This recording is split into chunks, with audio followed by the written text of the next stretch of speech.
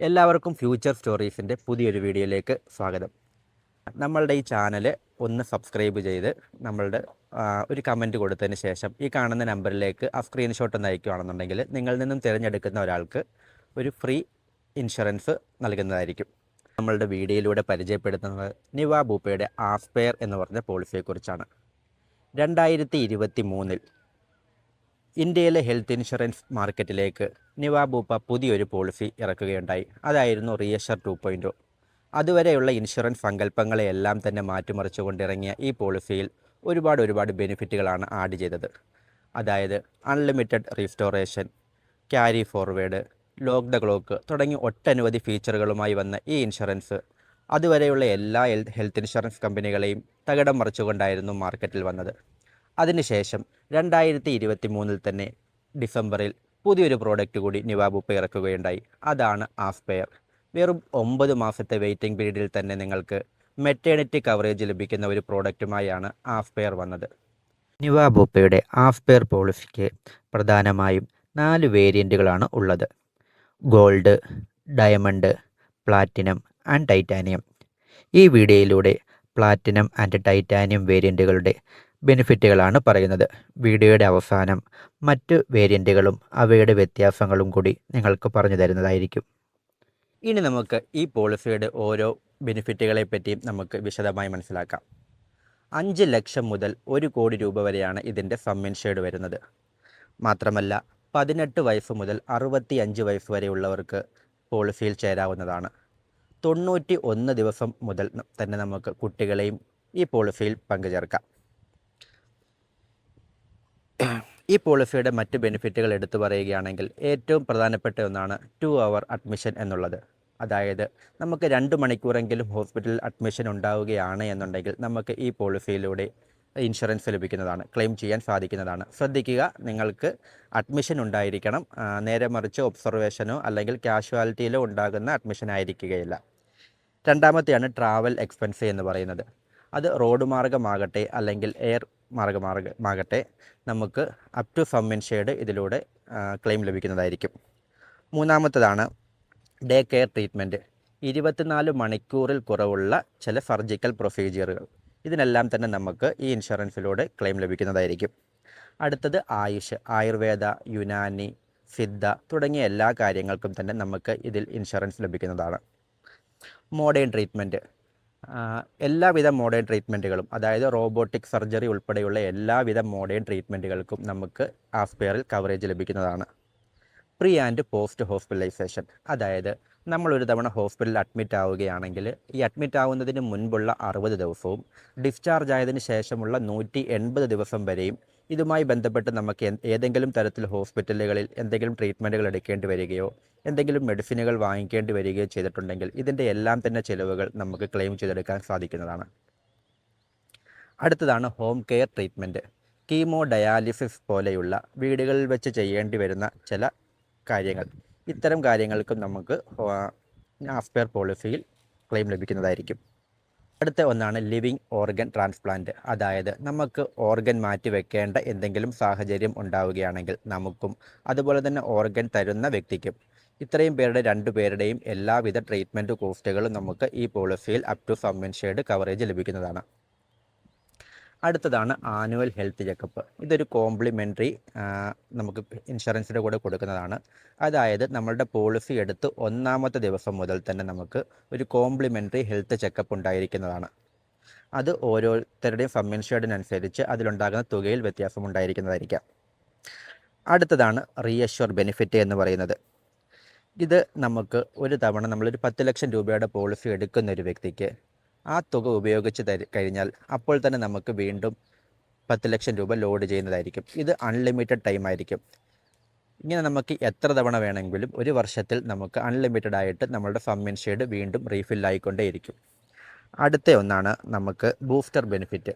അതായത് നമ്മളുടെ ഉപയോഗിക്കാത്ത സം ഇൻഷേർഡ് അടുത്ത വർഷത്തേക്ക് ക്യാരി ഫോർവേഡ് ചെയ്യുന്ന രീതി. നമ്മളൊരു 10 ലക്ഷം രൂപയുടെ പോളിസി എടുത്തൊരു വ്യക്തിയാണ് എന്നുണ്ടെങ്കിൽ നമുക്ക് നമ്മളുടെ പ്രായം 35 വയസ്സിൽ താഴെയാണ് എന്നുണ്ടെങ്കിൽ നമുക്ക് മൊത്തം 10 തവണ ക്യാരി ഫോർവേഡ് ചെയ്ത് ലഭിക്കുന്നതാണ്. ഒരു ഉദാഹരണം പറയുകയാണെങ്കിൽ 10 ലക്ഷം രൂപയുടെ ഒരു പോളിസി എടുത്ത വ്യക്തി ആ വ്യക്തിയുടെ കവറേജ് 10 വർഷം കൊണ്ട് 1 കോടി രൂപയായി മാറുന്നതായിരിക്കും. അടുത്ത ഒന്നാണ് ലോക്ക് ദ ക്ലോക്ക് എന്ന് പറയുന്ന ഒരു ബെനിഫിറ്റ്. ഈ ബെനിഫിറ്റ് എന്താണെന്ന് വെച്ചാൽ നമ്മളുടെ പ്രീമിയം ലോക്ക് ചെയ്യുക എന്നുള്ളതാണ്. നമുക്കൊരു ക്ലെയിം വരുന്ന കാലം വരെയും നമ്മളുടെ പ്രീമിയം ലോക്ക്ഡ് ആയിരിക്കും. മറ്റ് പോളിസികളിൽ കമ്പയർ ചെയ്യുന്ന സമയത്ത് എല്ലാ വർഷവും പ്രീമിയം കൂടുന്ന ഒരവസ്ഥ ഉണ്ടായിരിക്കാം. അത് ക്ലെയിം ഉണ്ടെങ്കിലും ശരി, ക്ലെയിം ഇല്ലെങ്കിലും ശരി. പക്ഷേ നമ്മളുടെ പോളിസിയിലാകട്ടെ നമുക്ക് എന്നാണോ ഒരു ക്ലെയിം വരുന്നത്, ആ ക്ലെയിം വരുന്ന കാലം വരെയും നമ്മളുടെ ഏജിനനുസരിച്ചിട്ടുള്ള പ്രീമിയം വർധനവ് ഉണ്ടായിരിക്കുന്നതല്ല. ഇനി അടുത്തതാണ് ഏറ്റവും പ്രധാനപ്പെട്ട ഒരു കവറേജായ മെറ്റേണിറ്റി ബെനിഫിറ്റ് എന്ന് പറയുന്നത്. മറ്റ് പല കമ്പനികളും 2 വർഷവും 3 വർഷവും മെറ്റേണിറ്റിക്ക് വേണ്ടി കാത്തു നിൽക്കുമ്പോൾ നമ്മളുടെ പോളിസിയിൽ വെറും 9 മാസം മാത്രം കാത്തിരുന്നാൽ മതി. ഈ 9 മാസം കഴിഞ്ഞാൽ നമുക്ക് മെറ്റേണിറ്റി കവറേജ് ലഭിക്കുന്നതായിരിക്കും.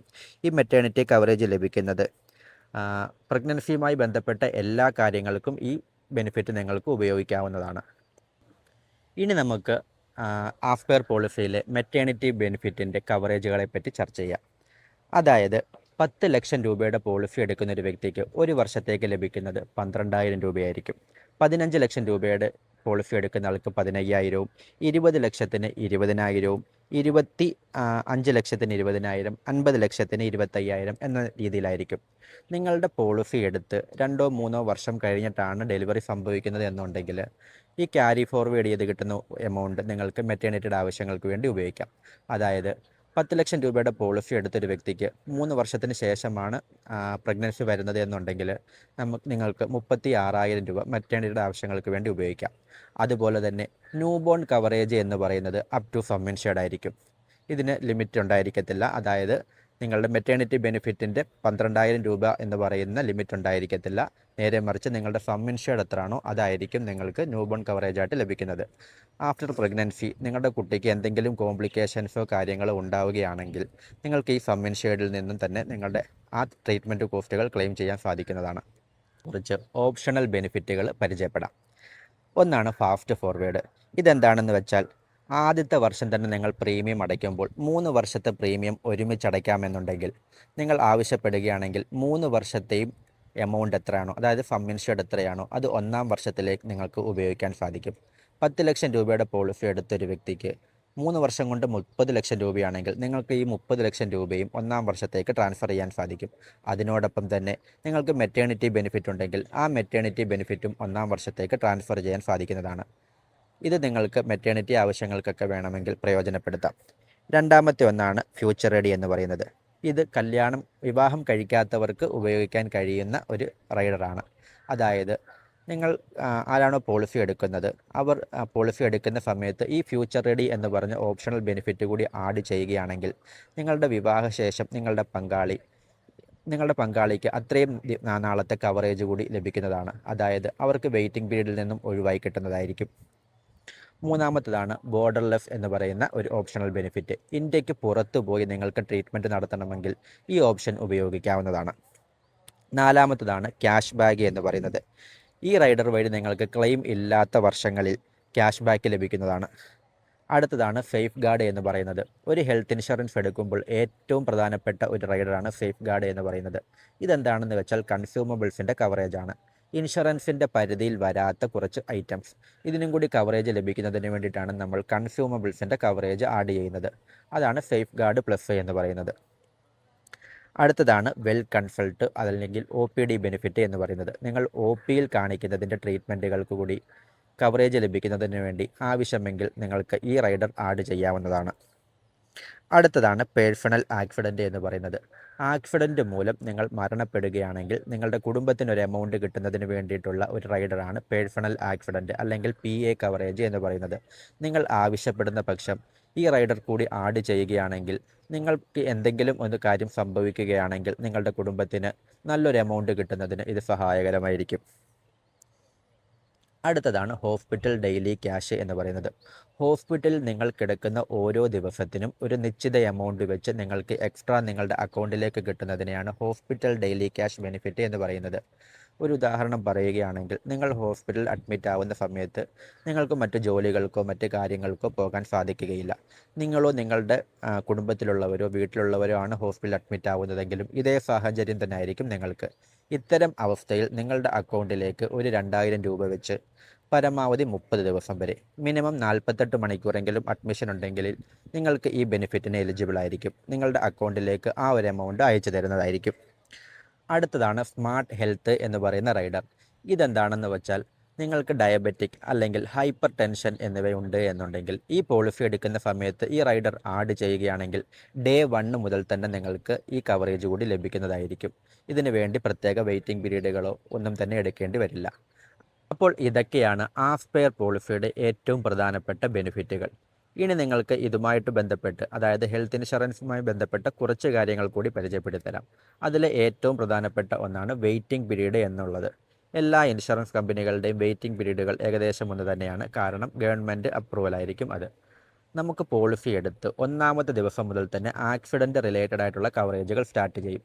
അതുപോലെ തന്നെ 30 ദിവസത്തിന് ശേഷം നമുക്ക് പെട്ടെന്നുണ്ടാകുന്ന ചില അസുഖങ്ങൾ, ഒരു ഉദാഹരണം പറയുകയാണെങ്കിൽ ഏതെങ്കിലും തരത്തിലുള്ള പനികൾ, അല്ലെങ്കിൽ അപ്പൻഡിസൈറ്റിസ്, ഹാർട്ട് പ്രോബ്ലം, അതുപോലെയുള്ള കാര്യങ്ങളെല്ലാം തന്നെ നമുക്ക് 30 ദിവസത്തിന് ശേഷം കവറേജിൽ ഉൾപ്പെടുന്നതായിരിക്കും.